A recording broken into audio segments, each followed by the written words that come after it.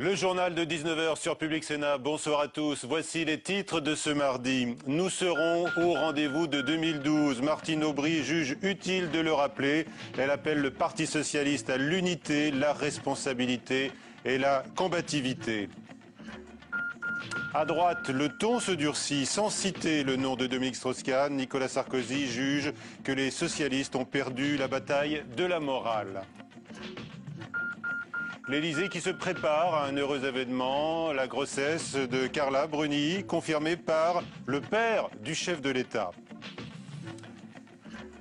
Et puis notez-le, parmi les invités du 19h ce soir, le socialiste André Valigny, spécialiste des questions de justice, et puis soutien de François Hollande. Également arrive avec nous la sénatrice UMP Catherine Dumas pour réagir bien sûr à l'actualité et nous présenter son rapport sur le prochain musée de l'histoire de France, la maison de l'histoire de France.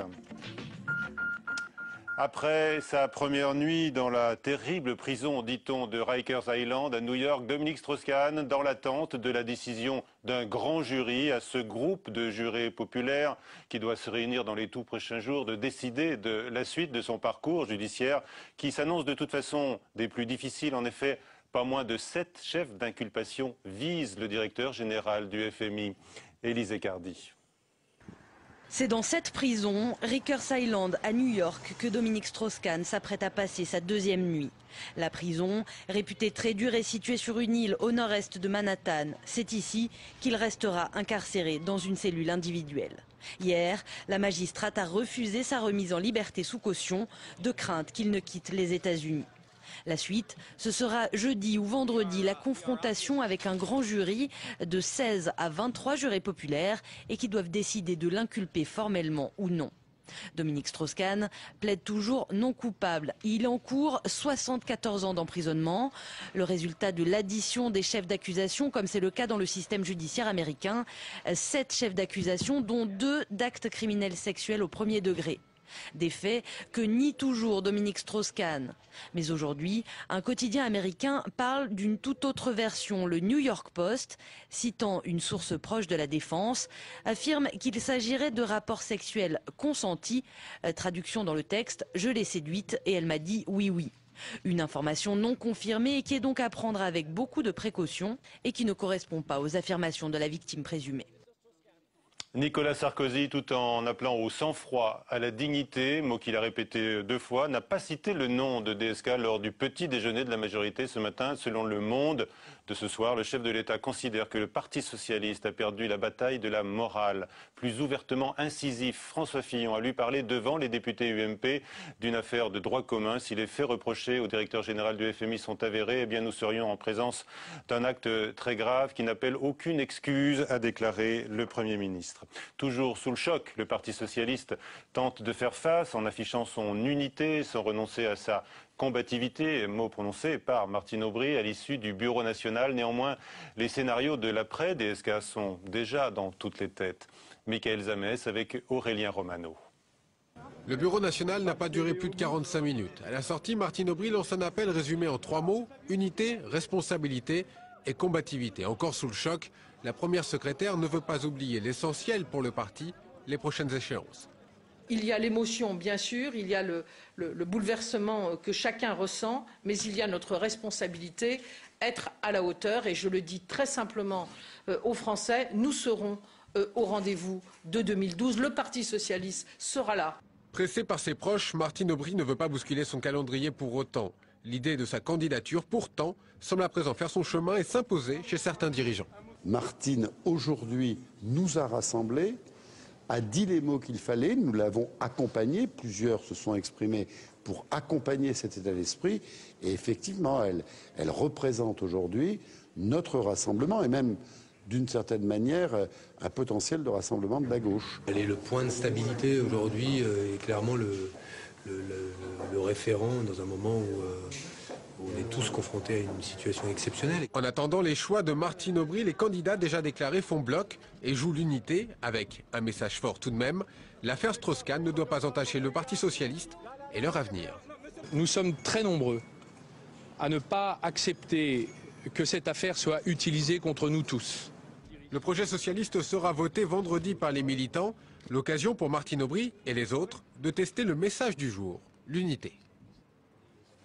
Hier et ce matin encore, de nombreux ténors du PS ont dénoncé une mise à mort médiatique, formule notamment de Robert Badinter, l'exhibition du prévenu DSK devant les caméras de télévision, une pratique habituelle aux États-Unis. Le Conseil supérieur de l'audiovisuel appelle les chaînes à la plus grande retenue dans la diffusion d'images relatives à des personnes mises en cause dans une procédure pénale. À noter que le Parti communiste français demande le respect pour les deux protagonistes, inquiets d'une banalisation du viol, un crime qui ne peut être minimisé sous peine d'empêcher les victimes de se reconstruire, signale ce soir le PCF.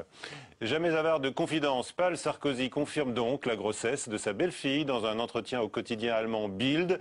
Nicolas Sarkozy sera le premier président à avoir un enfant durant ses fonctions, qui plus est, à quelques mois de la présidentielle. Le Sénat examine l'importante réforme judiciaire qui prévoit l'introduction de jurés populaires en correctionnel, une manière pour le chef de l'État de contrecarrer, selon lui, le laxisme des juges. Le texte du gouvernement, néanmoins, a été entièrement réécrit par la commission des lois, réticence de fond, mais également prise en compte des moyens nécessaires. Sandra Cerquera.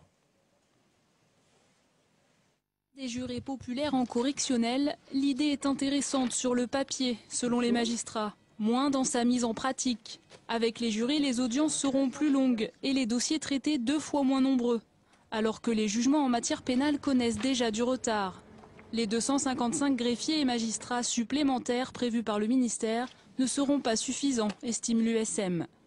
Il va falloir créer des salles et puis on parle aussi de 8 millions d'euros par an pour indemniser les citoyens qui viendront statuer en correctionnel. Or, 8 millions d'euros, il faut le mettre en perspective avec le budget d'aide aux victimes qui est de 10 millions d'euros.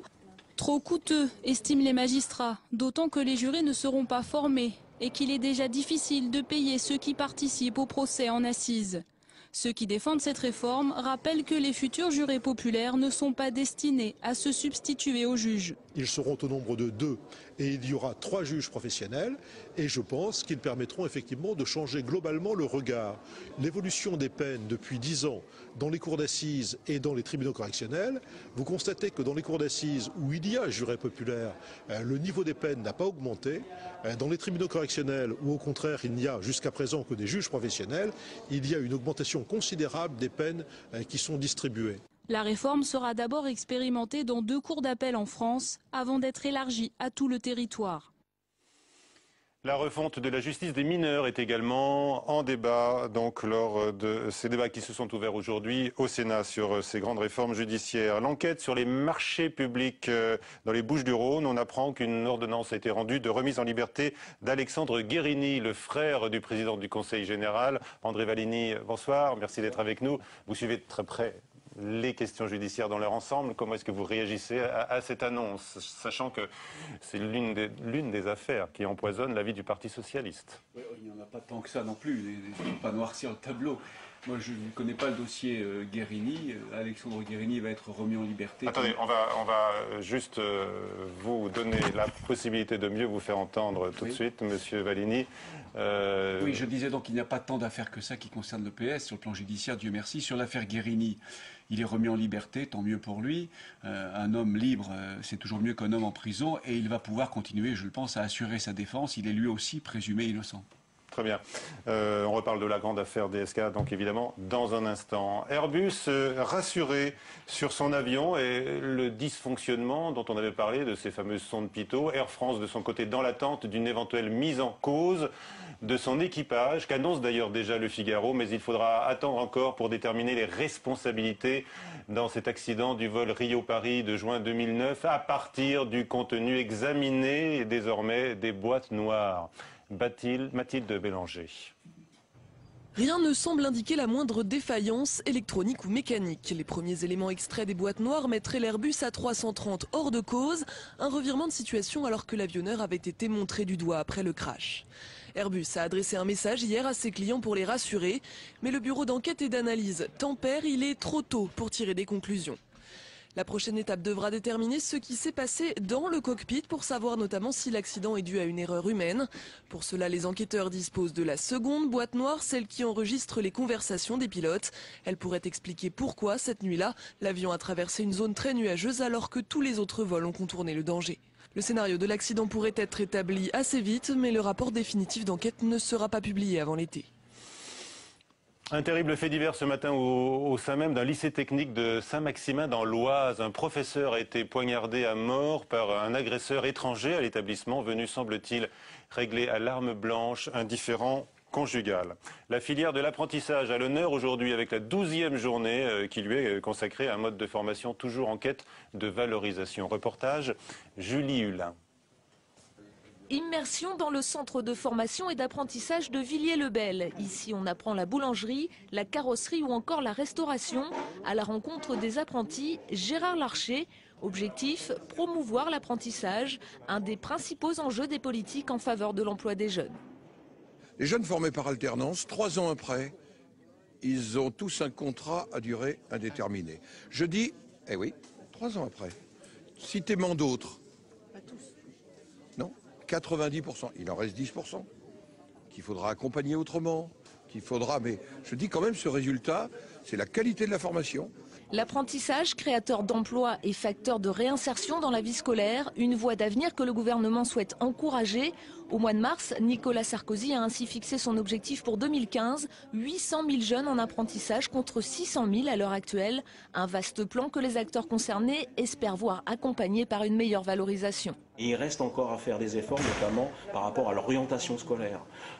Les jeunes dans les collèges, dans les lycées, ne reçoivent pas encore une information suffisante sur l'enseignement professionnel et notamment par la voie de l'apprentissage. S'informer et échanger, c'est ce qu'ont pu faire les 200 apprentis présents cet après-midi au Sénat à l'occasion d'une séance de questions-réponses. Parmi les thèmes abordés, la création d'un statut reconnu d'étudiant, l'élargissement des contrats aux employeurs saisonniers ou encore la possibilité de renouveler leur contrat.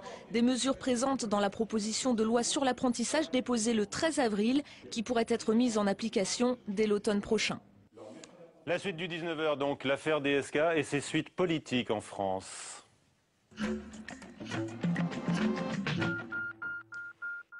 Nos invités, donc André Valigny, député socialiste de l'Isère, proche de François Hollande, qui a le vent en poupe, hein, vous avez vu, selon les derniers sondages. Catherine Dumas, sénatrice UMP de Paris. Clémence Armand est également avec nous, porte-parole de l'association Mixité, qui déplore l'oubli de la victime présumée dans les réactions à l'inculpation de DSK. Oubli, en tous les cas, de ce côté-ci de l'Atlantique, et notamment dans la bouche des ténors du PS, vous pourrez réagir dans un instant. Michael Zamès du service politique de Public Sénat est également avec nous, donc pour une analyse à suivre de ce qui s'est décidé aujourd'hui au bureau national du Parti socialiste. Alors d'abord, André Valigny, Nicolas Sarkozy, je le citais, hein, sans citer le nom de Dominique Strauss-Kahn, lors du petit déjeuner de la majorité ce matin, a professé le sang-froid, le courage, la dignité. C'est la ligne de conduite de la majorité, dit le chef de l'État. Et pour lui, selon Le Monde, ce soir, le Parti socialiste a perdu la bataille de la morale. Que répondez-vous ? Le début de ce qu'il a dit était plutôt bien, sang-froid, dignité, et puis il a dérapé à la fin, comme souvent avec lui. Je ne vois pas en quoi une affaire judiciaire concernant un socialiste, présumé innocent, pourrait rejaillir sur l'ensemble des socialistes. En droit pénal, il n'y a pas de responsabilité collective, pas plus aux États-Unis qu'en France. Donc je trouve assez dommage que le président de la République, qui pouvait justement se hisser au niveau qui est le sien aujourd'hui, hein, à l'Élysée, et cru bon à la fin de sa déclaration, bon, sous réserve, parce que tout ça, ce sont des propos qui sont rapportés, et cru bon à la fin de sa déclaration de dire que les socialistes avaient perdu la bataille de la morale. Vraiment, cette déclaration est dommage, et elle lui fait du tort à lui, je pense. On sent que le ton se durcit quand même à droite. Madame Dumas, vous pourrez peut-être confirmer dans un instant, mais je note quand même encore cette réaction de Claude Guéant, le ministre de l'Intérieur, pour qui la confirmation de l'inculpation serait très grave, y compris pour l'image de la France. Est-ce que ce dernier point vous soucie également, Monsieur Valigny ? Mais quand un Français, avec une responsabilité aussi importante que celle de directeur général du FMI, Et dans une affaire judiciaire aussi grave que celle-ci, il est évident que l'image de la France s'en trouve atteinte, évidemment. Mais attendons la procédure judiciaire, attendons que l'on sache si oui ou non il est coupable. Il est présumé innocent. Pour le moment, on a une version des faits, celle de l'accusatrice, qu'il faut entendre, qu'il faut respecter, dont il faut évidemment tenir compte. Attendons ce que va dire la défense et DSK lui-même.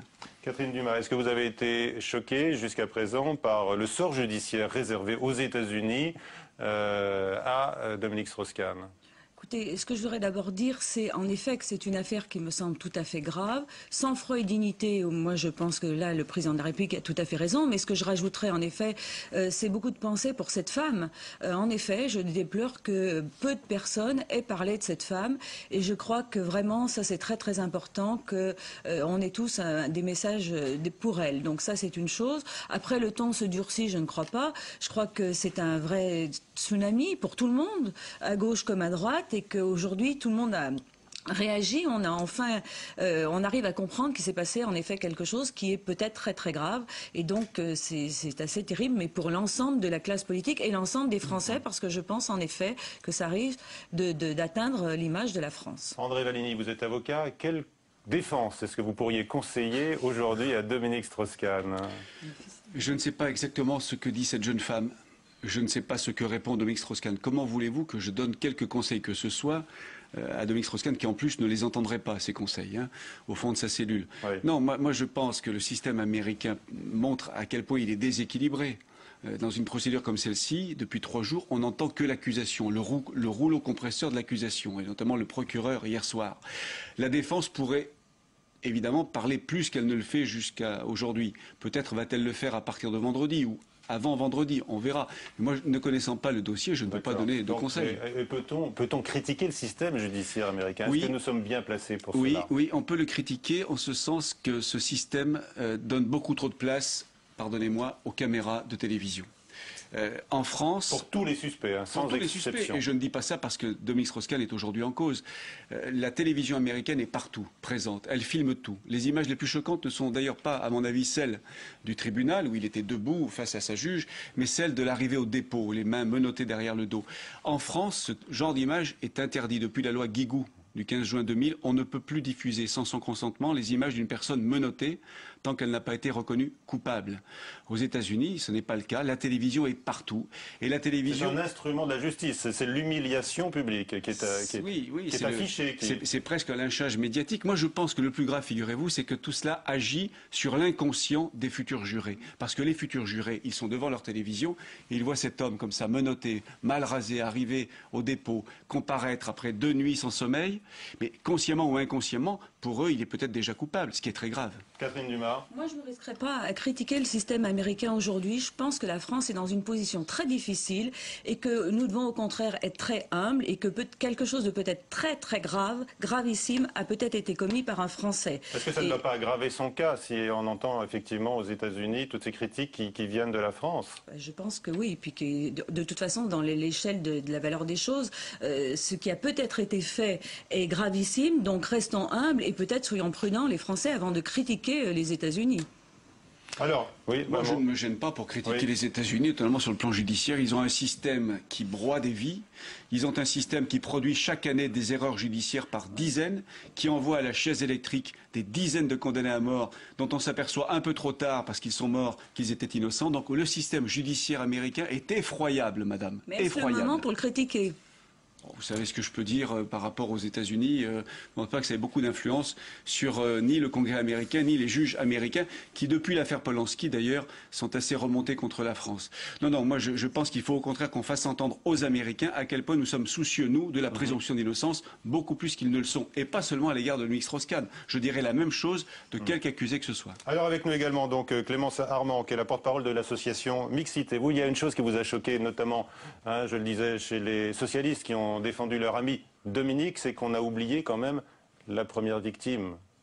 Nous, il y a 2 choses qui nous ont énormément choqués dans le traitement de cette affaire. C'est effectivement que tous les mots concernant la victime sont venus quand même assez tard. Dans les premières 24-48 heures, il y a eu très peu de choses. Donc, Monsieur Strauss-Kahn est présumé innocent, mais elle est peut-être présumée, elle est présumée victime aussi, il ne faut pas l'oublier.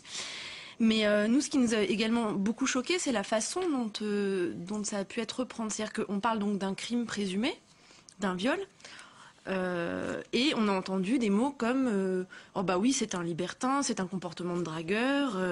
J'ai noté gaillardise française contre le puritanisme américain. Et donc, vous y voyez dans ce rappel une banalisation du viol. Une banalisation du viol et une banalisation du harcèlement sexuel qui est quand même présent dans beaucoup de milieux, que ce soit politique, journalistique, dans tous les milieux professionnels. Donc je pense que ce n'est pas être puritain que de punir ce qui est reconnu par la loi française également comme un crime. Donc vous lancez un appel aux hommes politiques de tous bords, mais particulièrement chez les amis de DSK, qu'ils aient des propos équilibrés. Oui, enfin, qu'à un moment ils puissent se dire que leur ami n'a pas fait ça, c'est possible, mais c'est vrai que souvent en plus dans la façon dont c'est écrit, c'est bah non, c'est pas possible, je le connais trop bien. Je rappelle qu'en France aujourd'hui, on compte au moins 75 000 viols par an. Et à mon avis, c'est beaucoup plus. Que sur ces 75 000 viols, il y a à peu près une femme sur 10 qui ose porter plainte. Parce que la plupart des personnes, l'entourage fait pression sur elles pour qu'elles n'aillent pas au bout des plaintes. Ça veut dire que sur ces 75 000 viols, il y a énormément de violeurs. Donc les violeurs, c'est dans tout l'entourage. 80% des victimes connaissent leurs violeurs. Ça peut être leur prof, leur conjoint, leur père, leur neveu, leur voisin, leur ami, leur ex-compagnon. Enfin, c'est vraiment... Donc, de bien connaître quelqu'un, ça ne peut pas l'absoudre de tout crime. Très bien. Et c'est vraiment dans tous les milieux et dans tous les partis politiques. Dans tous les milieux, et aussi le milieu politique. Alors André Vallini, la page DSK va se tourner. Il faudrait bien que le Parti Socialiste la tourne, peut-être l'affaire de quelques jours. Michael Zamès est avec nous. Le Bureau National s'est donc réuni sur le thème de l'unité, mais la question se pose, sur qui les Strauss-Kahniens vont-ils aujourd'hui se reporter? Bon, alors je parle évidemment sous le contrôle d'André Vallini, qui est proche de François Hollande. Alors c'est peut-être un peu tôt pour déjà se perdre dans des conjectures, mais ce qu'on peut dire aujourd'hui, c'est qu'il y aura forcément une dispersion des soutiens de Dominique Strauss-Kahn dans les prochaines semaines. Alors certes, ce n'est pas un congrès du Parti Socialiste, on sera bien sur une élection présidentielle dans un congrès du Parti Socialiste. On se compte, on se divise et de temps en temps aussi on se bagarre. Mais à première vue, ce qui fait la différence entre François Hollande et Dominique Strauss-Kahn, elle n'est pas flagrante. Ce sont deux sociodémocrates et sur le fond, il n'y a pas vraiment de différence. Il y aura peut-être plus de différence sur la personnalité. Pas sûr que les Strauss-Kahniens soient forcément amis avec les Hollandais. Ça, peut-être André Vallini nous le dira dans quelques instants. Au PS, on dit aussi que François Hollande est plus proche du projet du Parti Socialiste, peut-être un peu plus à gauche que Dominique Strauss-Kahn. Et donc là, du coup, aussi, ça ne se jouera pas sur l'idéologie, mais bien sur la personnalité. Mais on voit déjà les premiers effets de l'affaire DSK.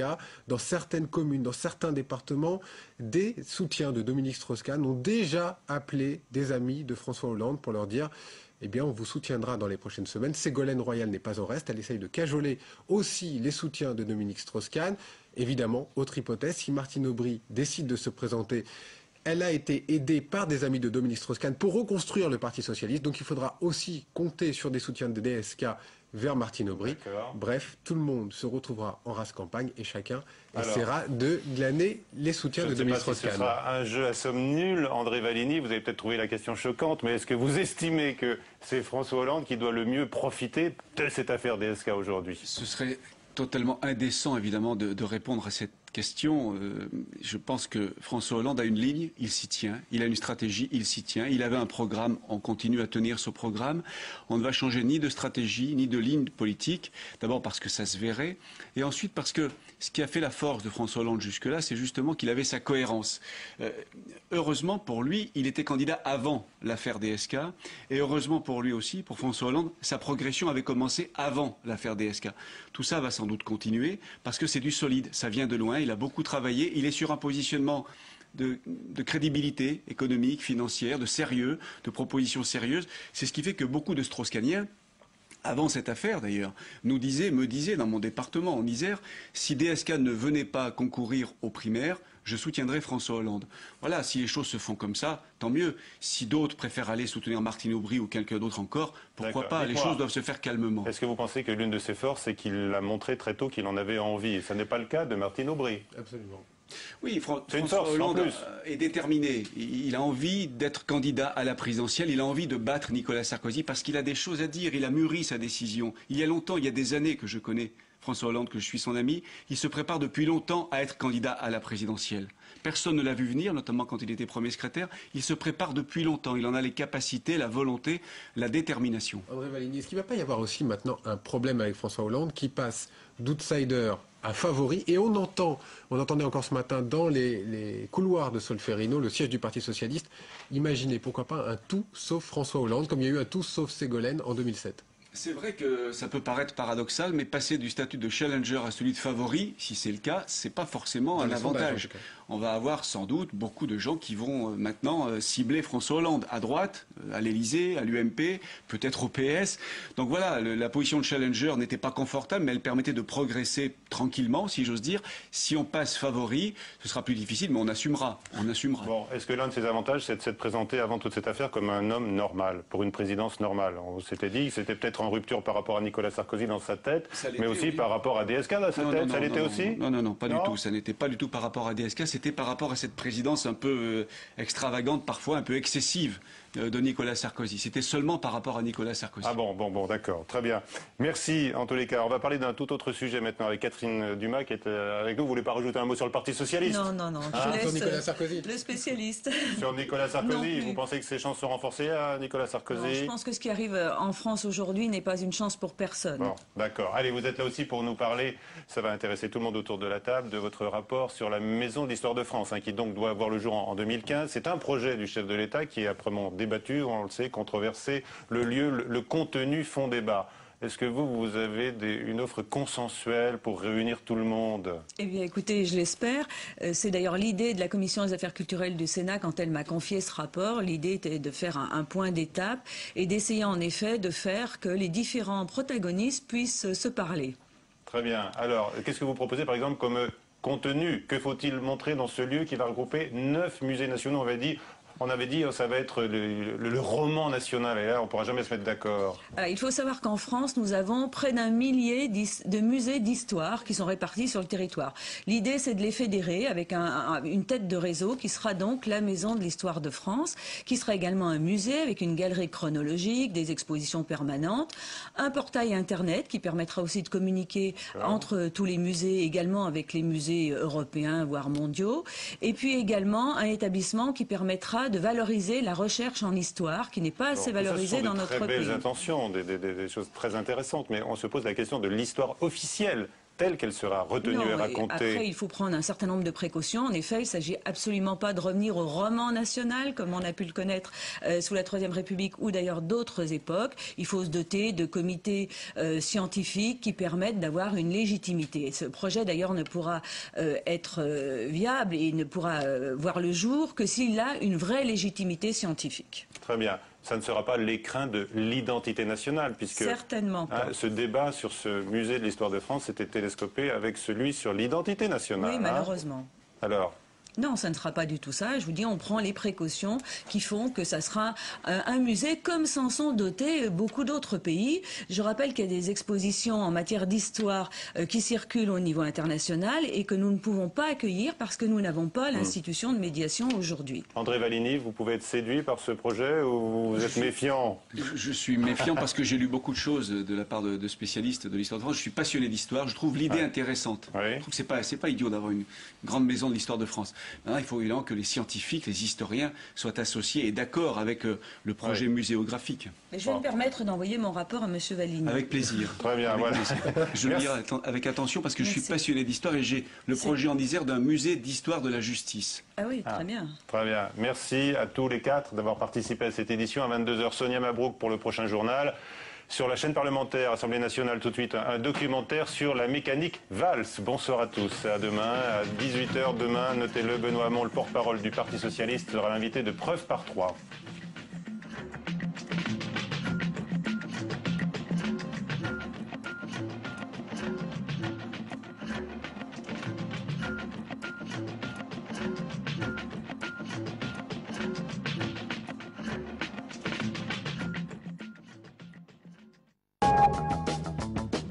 Quel rôle a joué l'UNEF dans les événements politiques des 50 dernières années?